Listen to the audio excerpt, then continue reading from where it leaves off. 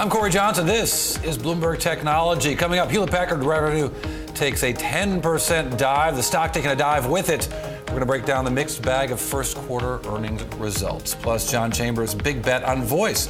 Cisco's executive chairman explains why he's sinking his money into Pindrop, the phone fraud fighting startup.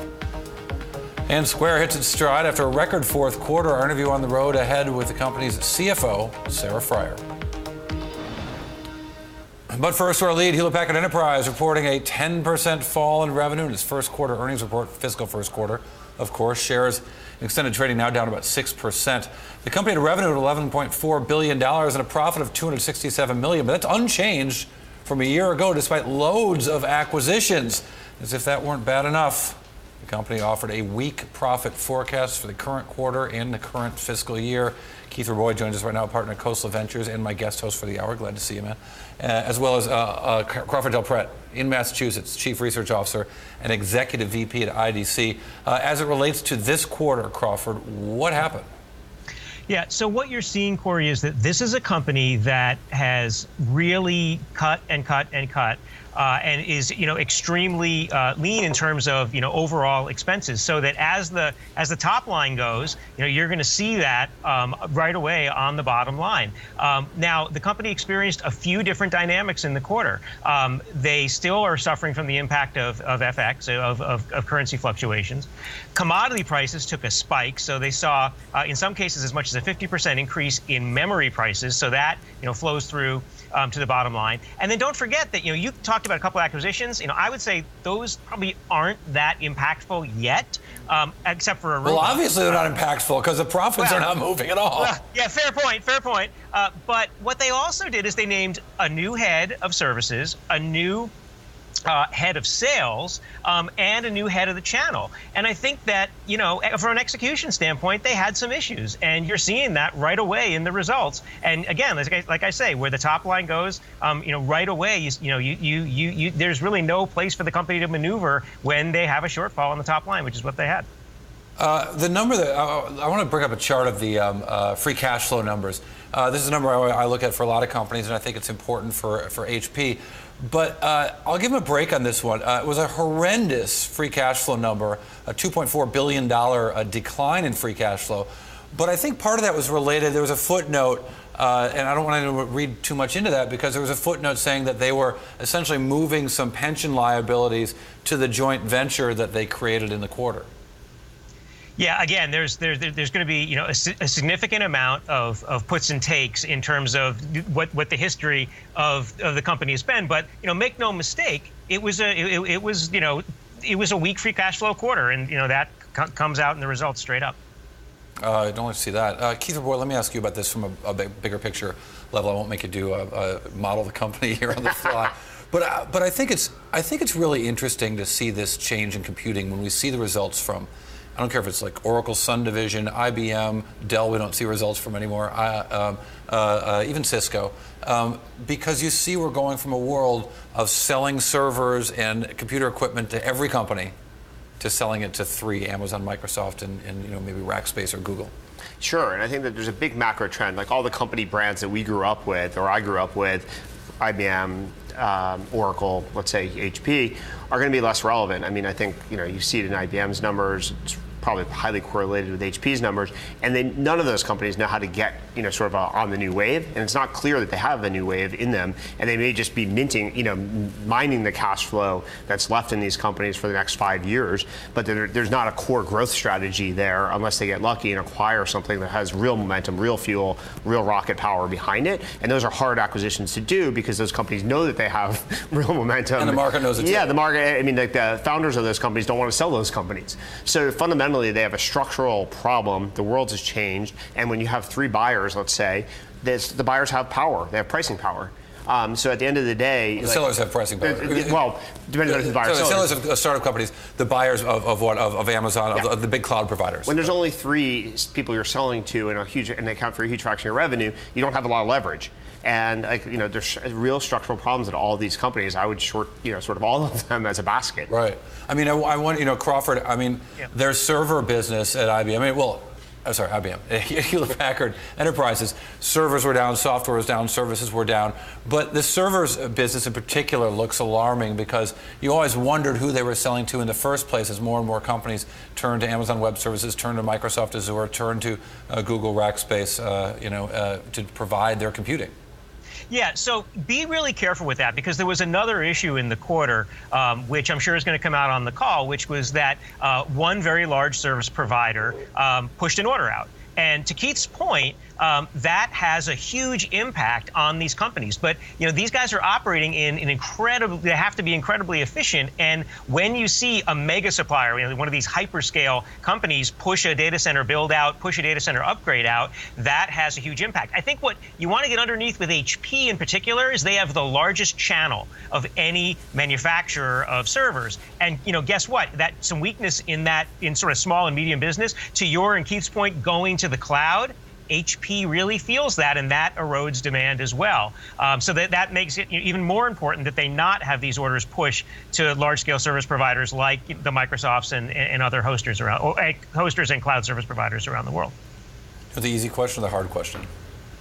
Let's take the hard one. Okay. Meg Whitman, this was her creation. This is her decision. This is going to be the growth company. We're going to put the old businesses of computers and PCs into the other business, HPQ. HPE is going to be where we grow. It's going to be my thing that's going to put my stamp on this enterprise computing world. Now, Warren Buffett would say, if you take a manager with a great reputation, a business with a lousy reputation, is the reputation of the business that will survive. Is this Meg Whitman's fault, or is this just the industry's fault? Yeah, I think it's probably both. So I'm not sure the computing business had a lot of future either. So getting rid of that probably makes a lot of sense. But I'm not sure this business has a long-term viable future in the way that people are going to do most of their computing. So what does this tell us about Meg Whitman as a leader? I think she has a really significant challenge, and this is probably a role for a technologist at this point. They need to jump a generation or two ahead, and that's not a business role. That's a technology bet. Yeah. Good. Thank you for taking the tough question. Not an easy one. I won't look for Meg's Christmas card anytime soon, but I wish. I'm already off the list. Well, look, there's so many people down at Hewlett Packard who've worked so hard for so many decades, and I wish them well. I can't imagine how hard that is for them. Certainly want them to do better. Crawford Duprett, thank you very much. Also working hard, Chief Research Officer to EVP at IDC. We'll check back with you later in the show. And Keith Boy, sticking with us here from Coastal Ventures. All right, well, coming up, Cisco Chairman John Chambers betting his own money on a company fighting voice fraud, a multi-billion-dollar problem in the U.S. That's happening. Also, reminder that all episodes of Bloomberg Technology are now live streamed on Twitter. Check us out at Bloomberg Tech TV weekdays, 5 o'clock on the East Coast, 2 o'clock on the West Coast. This is Bloomberg.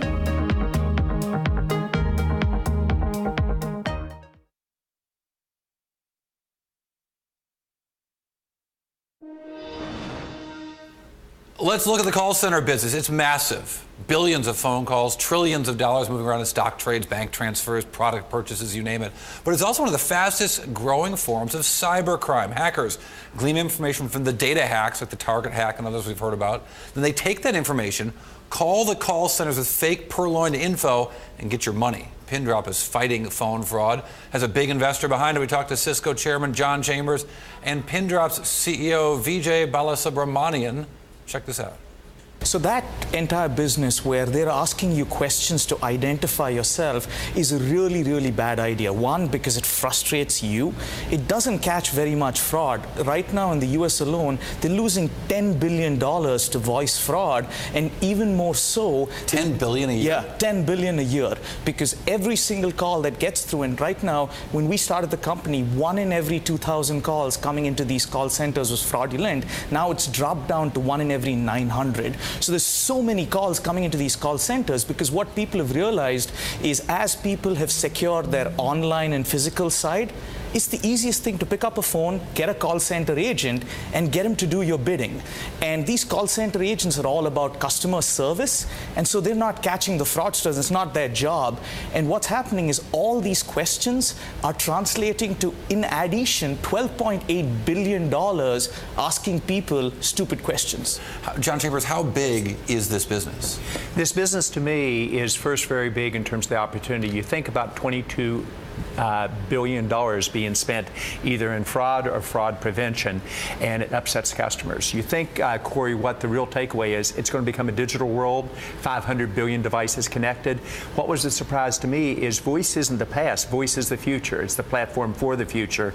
This is the company that, in my opinion, is going to lead both in security and authentication. So it isn't just how do you prevent the fraud. They detect 80% of the fraud calls with less than 1% false positives.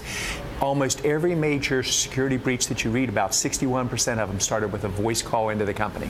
To some degree, I would imagine your job is creating jobs at Pindrop, but taking jobs away from the call center. No. Is that fair? What our technology does is it actually empowers call center agents to do their job better, because right now what they're doing is they're treating everyone who comes to them like a criminal. So now what they can do is for 99% of the calls, they can treat you with a wonderful customer experience. And then for the 1% that's not good, they can treat those fraudsters. What happens then? If you have a wonderful customer experience, you're going to go call back the organization with your Echo, with your smartphone, with your standard phone. And when you're making all of those calls, because you make those calls when you're really in need of something, by giving people a great customer experience, you're going to get them to come back to you over and over again, which means more jobs to the call center agents. Now, I do want to ask you about how many times have you been to the White House in your life? Probably 30 to 40. Yeah, that's what I figured. And so you know how that place works better than I think just about any other CEO, and certainly in Silicon Valley. And I wonder what you make of what's happening right now in the White House and the Trump administration and their approach to business. Gotcha. Let me first say that when you set a goal of 4% GDP growth per year, it's very obtainable. And you set a goal of 25 million to 30 million jobs in the next decade, also obtainable. Oddly enough, the role models are India and France. India, Modi is digitizing his entire country, and he's focused on 1.1 million jobs a month. He's growing at 7% GDP, and he thinks he can grow at 8 to 10%. That means the per capita income doubles every 6 years. Right. France, the last place in the world you start a business. We focused on it at Cisco 2.5 years ago. They aligned and digitizing their country. Guess what was the top venture capital investment location in all of Europe last year? It was France. So startups are where the jobs will be created. The large companies are going to shed jobs, Corey, unfortunately, in total around the world. So all of our job growth will be from the startups. And instead of doing 90 on the NASDAQ this last year and 35 on the New York Stock Exchange, we need to do 3 to 5 times that to get the job growth we need. That's why VJ and companies like VJ are creating the jobs, and why, candidly, I fell in love with the company. It's going to be a job creator for the future and a great investor when it goes public, in my opinion. So maybe when we think about creating jobs in America, we shouldn't be talking so much about Carrier and Ford and United Technologies, which Carrier is part of, but maybe looking forward to seeding startups in bigger ways. Well, I think it's important to retain the jobs we've got, and I think the administration is right in that and doing a good job on it. But in terms of creating 25 million new jobs, it's going to be all startups. I'm talking to the YPO group, Young Presidents Operation, once a year in their meeting in Vancouver, and it will be all about their job growth. So when you look at startups, when you're growing at 100% number of people per year, that's really what we have to do at a much larger magnitude than we're currently thinking. It's very doable. You set an audacious goal, which, by the way, Cisco's always done, and then you think about how to make it happen. What's fun for me is being an advisor to VJ and really watching a growth industry where they should leave their industry in terms of being the top security player, the top authentication player, anytime you have a question on voice, but also their ability to go through the transitions. Now you're talking about voice going digital. And what this company is positioning themselves to do in terms of security and authentication is really exciting. Well, let me ask you finally, Vijay, what's your notion of as your company grows, whether you want to be public or not? Yeah, you know, it's a really, really important thing, right, to go public, because it affords two things, right? Like, one, it affords liquidity for a lot of employees, and two, it allows you to attract really, really good talent, right? If I'm going to offer you some stock in Pindrop, how much is it valued? You're going to take my word, or you're going to take the public market's word, right? So it's definitely a great event. The thing is that we just need to make it easier for companies to go public, right? Right now, there is a stigma associated with going public. You want to grow the way you want to grow, right? And so that's one of the things that we just need to make it easier to go public. Last year, only 90 companies went public. That's not what you want. You want more companies going public, more people being able to invest in other startups and seeing liquidity for their investments. Vijay Balasubramanian is the Pindrop CEO, and of course, John Chambers, the executive chairman of Cisco. Well, Bitcoin's rising to an all-time high, hitting an intraday record today. The cryptocurrency up, get this, 178% over the last year. And as you can see from that chart over 4 years, up about 3,700%. It could be some investors hedging bets against potential global uncertainty related to President Trump's new policies, or maybe speculation that Trump's administration could relax regulations governing the digital currency. But coming up, how close to the edge do we want to go? That's a line only Tesla's CEO Elon Musk would say on an earnings call. We're going to focus on him personally leading this company next. This is Bloomberg.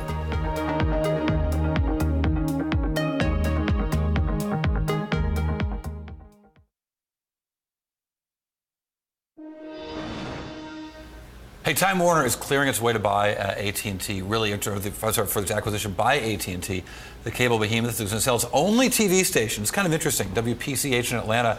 It's being purchased by Meredith Corp. $70 million is the price tag. It's according to a filing with the FCC. Of course, the station is Time Warner's only FCC-regulated broadcast station. Was an important part of that merger because it was the only way the FCC could regulate that deal. One stock we're watching, Tesla shares sliding Thursday after investors digested the earnings report, which showed the company's cash burn at a tremendous rate. It's going to continue for the first half of the year. Also, the CFO, just 15 months on the job, is quitting. Yet, Tesla, the shares are trading close to their all-time high despite the sell-off today. Some big believers in Elon Musk. Keith Roy, considered part of the so-called PayPal mafia, which seems like, it's not a real mafia. There's no whacking involved, I hope. Not that I know about. Tell me about Elon. What do you want to know? How long did you work with him?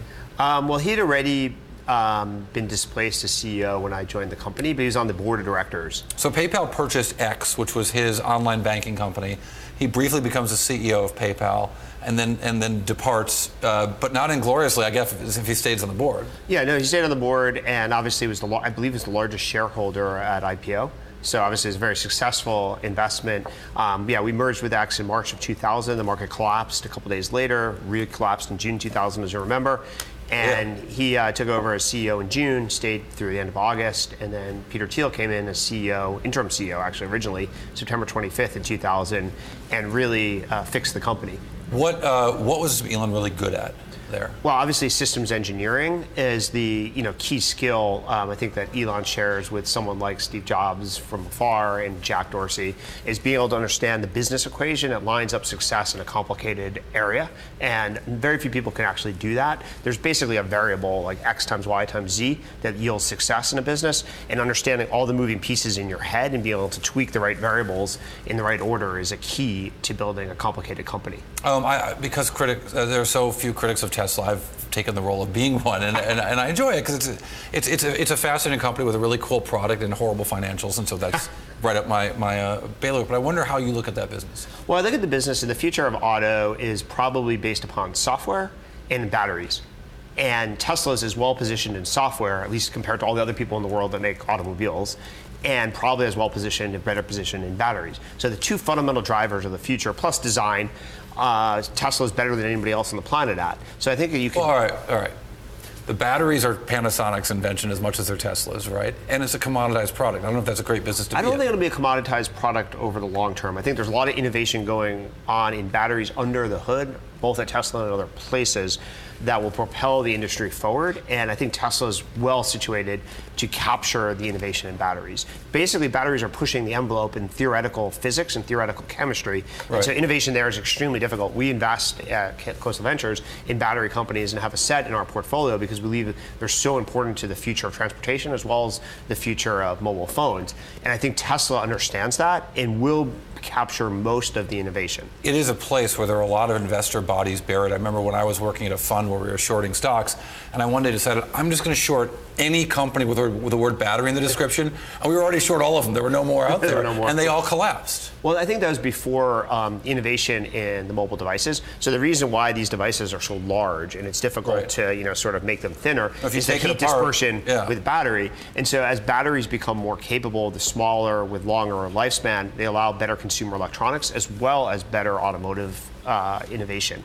And so going forward here, so you sounds like you're optimistic about the company, even though, I mean, Elon, they've got about $3 billion in cash left. They burned through $1 billion this quarter, and they announced they're going to accelerate capex to the point of $2.25 billion before July.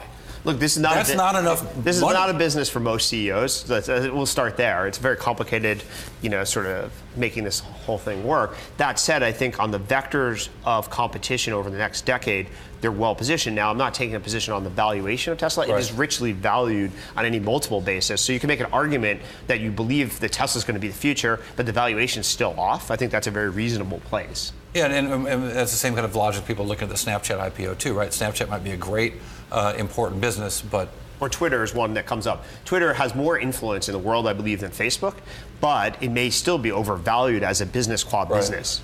Keith Raboy is going to stick with us for a little bit from Coastal Ventures. Thanks for being here. I appreciate it. I enjoy these conversations with you. It's good stuff. All right, coming up, Square shares surging to a record high. We're going to sit down with the CFO, Sarah Fryer. That is next. And a feature I'd like to bring to your attention, hit TV Go on Bloomberg Terminal. You can see that. You can see the interview we just did. You can see all the interviews we do, whether they're live or they're old. And you can also get involved in the conversation. Send me an instant Bloomberg message. It will pop up on my screen. It'll interrupt me while I'm on TV. You can't distract me. Try it. IB me. And check us out at TV Go. This is Bloomberg.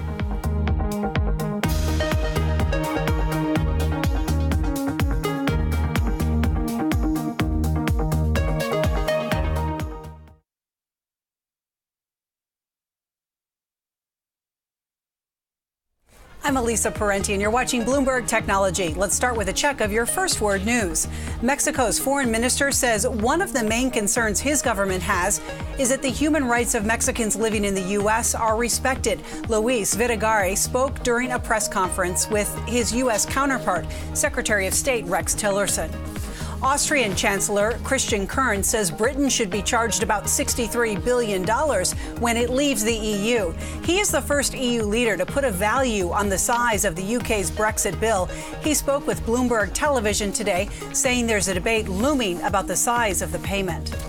More than 1,000 migrants have been rescued in the Mediterranean Sea in just 2 days. The AP says more are expected to attempt the journey before the end of winter. Officials say more than 13,000 people arrived by sea since January. At least 272 reportedly died this year trying to make that crossing. Net migration to the UK hit a 2-year low in the year that ended in September. Prime Minister Theresa May promised tighter controls on immigration as she prepares to start Brexit negotiations. And French presidential candidate Marine Le Pen says she's just like the British Prime Minister. Le Pen says Theresa May is running the UK with policies that she would implement as president. Surveys have her surviving the first round but losing in the election runoff phase.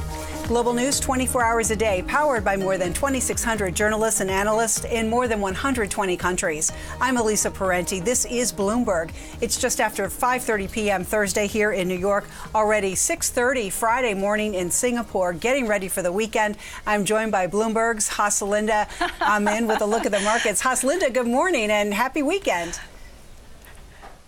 Elisa, TGIF. Now, New Zealand kicks it off. Pretty lackluster start to the day. About flat at the moment. Among movers, Sky Network, also Vector. It is an energy infrastructure company. First half profit up 7% on sales and growth. Plus, it had a one-time gain. The outlook, it says, remains on target. And New Zealand, though, on the opposite direction, putting a lid on gains on the benchmark and elsewhere in Asia. Looking ahead, the Nikkei and Aussie futures pointing to a lower open. Some investors say gains in Asia may pause. Signals suggest gains may be excessive, too far, too fast. The focus now is on company earnings. Some things to watch. The RBA's testimony to lawmakers. Philip Lowe appears before Parliament's Standing Committee on Economics. And that is it. I'm Haslinda Amin. Bloomberg Technology is next.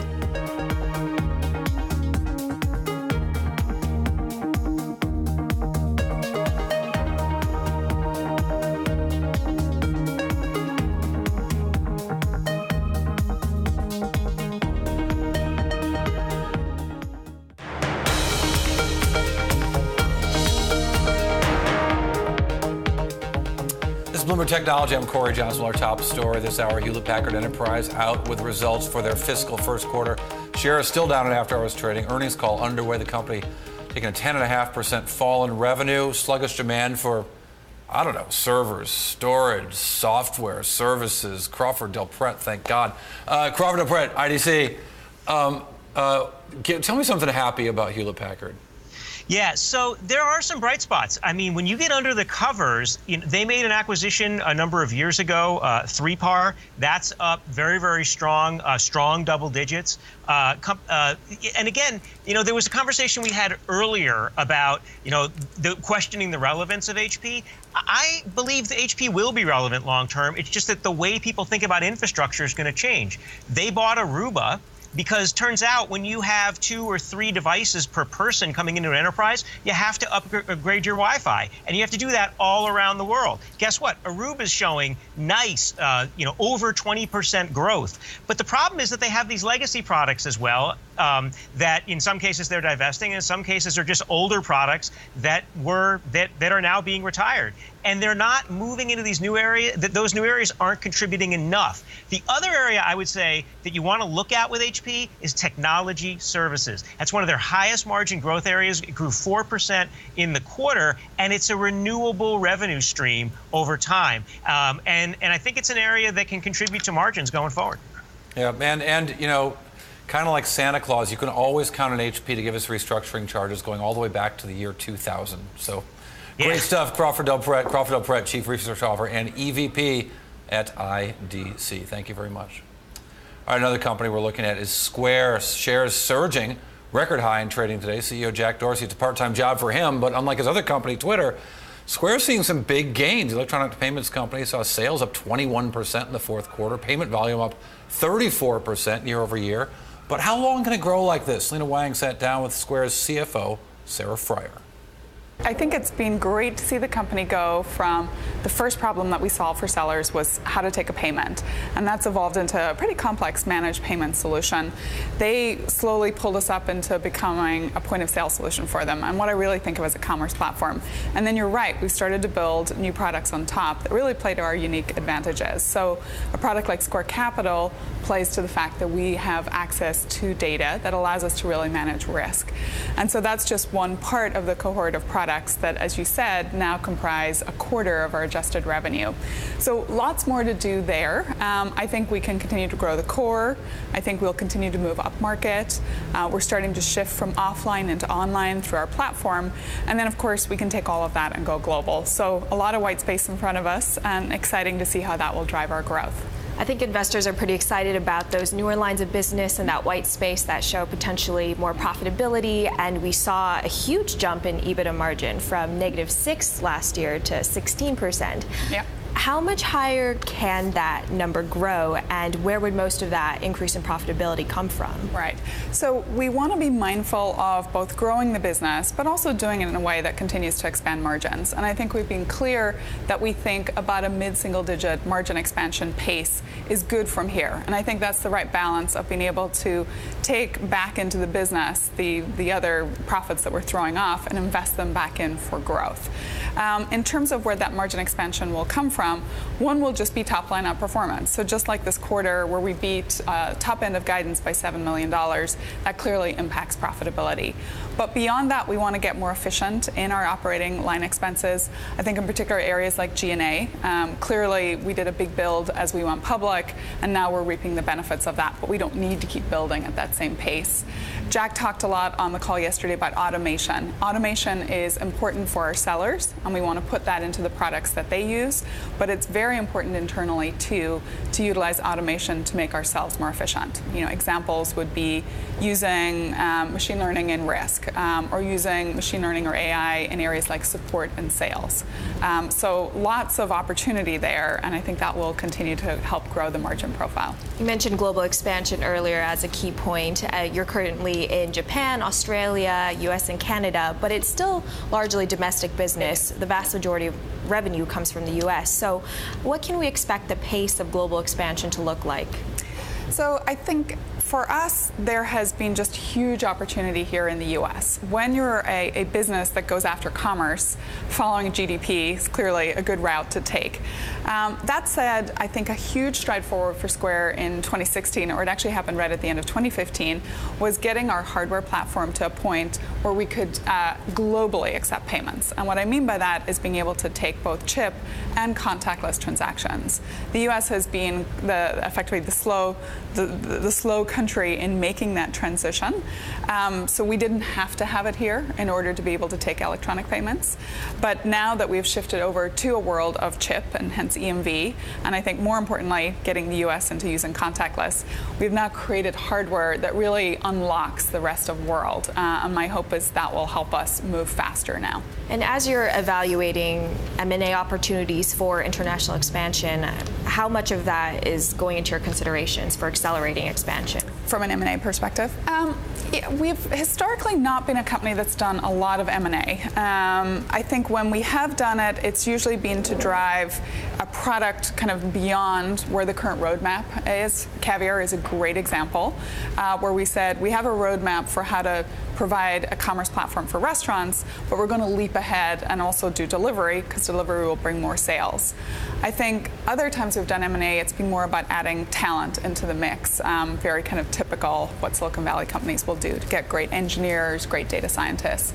So I think it'll be more of the same for us. I don't want to say that we would not use M&A to do something really big. We're always looking, and if something serendipitously came our way that really accelerated the business, we'd absolutely do it. Just right now, don't see something of that scale on the horizon. And Square was one of the many tech companies earlier this month to sign a legal document condemning President Trump's executive order. How do you foresee developing legislation in this area potentially impacting your sellers, which are very diverse? Sure. So the amicus brief around immigration was important for us to sign. We feel strongly that immigrants have brought a lot to this country, and in particular to our sellers, right? These are the people who found businesses, who work at the businesses, and our small businesses are the lifeblood of an economy. They have shown tremendous growth here in the U.S. as an example. So we want to make sure we stand for inclusion, and that's true of our company, so for the employees of Square, but also true to stand in front of our sellers as well and help be an aggregated voice for them. There's something amazing when you have millions of sellers on your platform, but you can kind of act as a powerful voice for what they care for and really be heard at our scale. And I think that was why it was important for us to take a stand there. That was the CFO of Square. Her name is Sarah Friar, just like the great Bloomberg reporter, also named Sarah Friar. Hey, breaking news I want to give you on the self-driving car front. Google's working on a self-driving car. They call it business Waymo. Uber's working on a self-driving car. Waymo is suing Google for patent infringement. We're going to get more on that story as some headlines cross, get you some more details. But I want to go back to Square, talk about the earnings report and talk about the business. Selena Wang, of course, who did that great interviews with us right now, as is Keith Roboy, who used to work there. You're going to feel like a proud father when you watch Sarah Friar. She's impressive as CFO. You brought her into that company. What was really interesting to me about the quarter that Square reported is that a quarter of the revenues were from new things the company's created in the last 2 years. And it was a really strong quarter on the revenue front. This is a company that seems to know how to make stuff. Yeah, well, I think it's almost a $100 million standalone business now, which is pretty impressive. That's arguably like a $2 billion company just on the new businesses. And then there's the platform. At a Snap valuation, sure. But a Snap valuation should be worth $20 billion at least. Square's a much better business. But fundamentally, agreed. Great. All right, you want to buy some shares? But in any event, Square's fundamental business attracts SMBs at scale. The largest SMB collection in the world is small, medium-sized businesses. Small, medium-sized businesses come to Square and use Square to run their business. The largest example of that is Intuit, which is a $30 billion company. Square's, catching up to Intuit in terms of size of its relationship with paying SMB customers. And eventually, I think people will see that Square can be the same platform that Intuit is. Intuit hasn't innovated in a decade, but still worth $30 billion. Well, and those transactions create revenue for Square every time. Every time someone goes to QuickBooks, they're not generating revenue for Intuit. No, exactly. It's a kind of an auto-scaling business model, which is really neat because there's not that many of those. I think it's pretty interesting, though. You said they're able to get bigger and bigger businesses, and we've seen very steady growth in those larger businesses. But we saw the Starbucks relationship did not really work out. Do you think that they're ever going to be able to attract a business at that scale again while maintaining their transaction revenues? Well, Starbucks is a very large business. I mean, it's like the 5th or 6th largest merchant in the planet kind of thing. So I think there's a big difference between going from an individual coffee shop to Starbucks, and there's a lot of room to grow in between those. But businesses of that scale can do a lot of things for themselves that most people don't want. Most people don't want to build their own IT group, their own security group, security engineering group, their risk group, et cetera. As you get to a large enough business, you can justify some of those costs yourself and having headcount against them. Square should be like the automatic, just works like a microwave oven. You press a button and everything just works in your business. You get all the reports, information, data, analytics, marketing, customer acquisition, everything.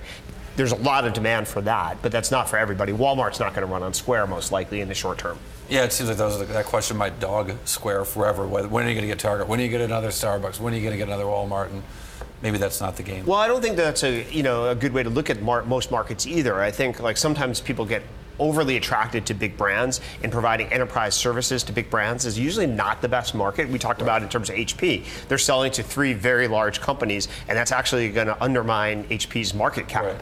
Fundamentally, selling to all the other businesses in the world can be a much better business model. Long tail. Yeah, absolutely. The long tail is really valuable. But also, they have only penetrated, a few million small businesses in the U.S. They have much more runway to go in addition to Western Europe, which is also going to be a very successful market. And the gross margin issue hasn't dogged them like it seemed like it might during the IPO.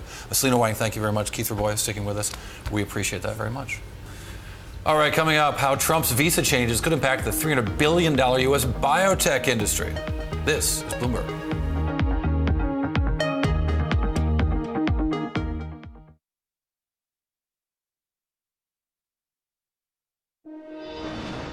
Well, the companies that power the more than $300 billion biotech industry in the U.S. are increasingly alarmed by President Trump's plans to restrict immigration. Bloomberg News reporter Donnie Bloomfield reports on the nation's biotech hub of Cambridge, Mass. To crank out discoveries, U.S. biotech companies rely on the world's best scientists and researchers. There's confusion right now, and there's uncertainty, and confusion and uncertainty are never good. Johannes Frühauf is the co-founder at Lab Central, a biotech incubator in Cambridge, Massachusetts. I came here from Germany. I'm a green card holder. We found that about 73% of the companies here at Lab Central were founded or co-founded by immigrants. The 28,000 square foot facility with shared lab space was designed as a launchpad for startups. They work on new technologies in life sciences. Those could be new drugs to cure diseases, or they could be medical devices, or they could be tools for use in the laboratory. Technology Frühauf fears is threatened by the Trump administration's controversial immigration policies. No hate, no fear. Including possible changes to visa programs. I will direct the Department of Labor to investigate all abuses of visa programs that undercut the American worker. The H-1B program allows tens of thousands of employees from abroad each year to work in specialty positions in the U.S. More than 20,000 visas were granted in the medicine, health, and life science occupations in 2014, and is often one of the main routes through which employers sponsor staff from outside the U.S. Staff like Scheit Sebastian, who is developing vaccines at a company based out of Lab Central. There is a significant population of immigrants who are in the biotech industry and the biotech field, and having all these additional stumbling blocks would really take them back and really put a stop to some of these key important talents that we need to bring here that would accelerate some of these life-saving medicines. For many, it's personal. Shazia Amir is an employee at Lab Central, a British citizen, and the daughter of a Pakistani immigrant. On a personal level, we have 4 children. We do worry about them and worry about their future within the US. With all that's happening, at the minute, it's just an immigration ban, but where does it end? Where is it going to go? How far is this going to go? U.S. bioscience firms employ 1.7 million people, according to an industry-backed study, including a rising number of foreigners. A draft executive order, seen by Bloomberg, reads, "Our visa programs should be administered in a manner that prioritizes the protection of American workers." I think it's really a sign that you're going elsewhere to try and recruit somebody because you cannot find someone to fill this job at your company with a pool that's easily and readily available in this country. I don't think it's a real risk that this tool be used to undercut wages in this country at all. Chief executives of global drug companies with U.S. operations criticize further restrictions. AstraZeneca CEO told Bloomberg, "Science doesn't have borders, so anything that gets in the way of a borderless science exchange doesn't help." This has been a big driver for our success in the past, and it's important that we maintain that.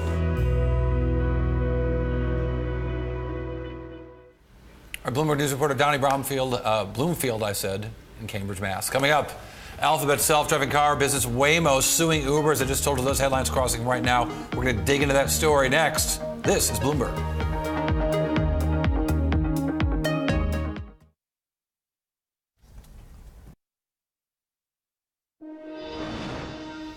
On a breaking story, I told you we're going to dig into this. Alphabet's self-driving car unit's called Waymo, and now it's suing Uber for stealing trade secrets related to their self-driving cars. We just learned about the lawsuit, but we've got help right now. It's happening in the U.S. District Court here in San Francisco. Bloomberg News legal reporter Carter Hayes joins us right now, as well as Keith Roboy still with us from Coastal Ventures. Tell me what this is about. So you've got the suit. I do. It's right here. It's glorious. So Waymo claims that Uber has taken their technology for self-driving cars, and that's led to about $500 million in profits. In revenue, sorry. They claim that a former executive from Waymo stole about 14,000 confidential files from their server and took it over to Uber, where they are building a similar program. We've heard these stories before, Keith. I can't think of how many companies. I mean, heck, Fitbit, right? That sounds like the Fitbit Jawbone lawsuit, where an employee moves over, Fitbit claims, hey, they backed their stuff up to the server. We didn't know they even had it. We turned it over right away. But these suits can sometimes be really serious. Well, I think these suits are very different than patent infringement. I think there's an ethos against patent infringement in Silicon Valley. So I would have been shocked if Google had sued or Alphabet had sued Uber directly for violating some IP. But theft, I think, is something that is culturally acceptable to police and prosecute.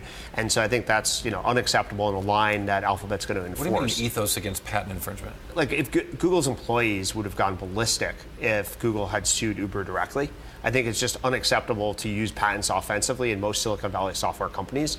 Just like you saw this outpouring of sort of moral outrage on the immigration order. There's that kind of outrage against using patents offensively in Silicon Valley. That's interesting. And yet patents are there for defense. So talk to me this kind of suit. As I mentioned, we've seen a lot of these suits like this. We have. We've seen, as you mentioned, the Jawbone and Fitbit. But this is sort of the first suit we've seen come out of Google, where they're really taking the offensive, as you've said. How this shakes out is going to be a huge question. There's a lot of tech at stake. There's a lot of money at stake. And when we see so many companies working on a limited pool of talent resources, where, just in Silicon Valley, right? Ford and Delphi, two companies you don't think of as Silicon Valley, but they've hired hundreds of people in Silicon Valley. Of course, you've got Google, you've got Tesla, you've got Apple, you've got Uber. All right here, all trying to go after people who know how to make self-driving cars. Well, I think there's a difference between what you might have in your brain, which is really hard to police and enforce, versus actually taking copies of documents. I think there's a pretty bright line there, and I think those who violate that line should be fired, and it's perfectly proper to pursue their employer for using any of that information. There's a question of knowledge. Sometimes the company doesn't really know that the employee has taken this information and started to use it in their new job. That would obviously be a problem if Uber had awareness of that. But what you're saying is Uber, if Uber knew of an employee that they'd hired from Google came with documents, Uber should fire that person. Absolutely. I know of many companies that have done that, where they found an employee took information from a prior job. If they found out about that, especially if the employee deceives the company about it and tries to hide it, absolutely a firing offense. Sounds like Deflategate all over again. Great stuff. Carter K. Malhotra, thank you very much from our legal team here at Bloomberg News, right down the aisle. Keith Boy, thank you very much. Always good to see you. Pleasure to be here. Glad to have you with Keith Boy from Coastal Ventures. That does it for this edition of Bloomberg Technology. Coming up on Friday's show, we're going to dig into the drone industry. AirMap CEO Ben Marcus is with us. Some really cool stuff going on there. Check that out. This is Bloomberg.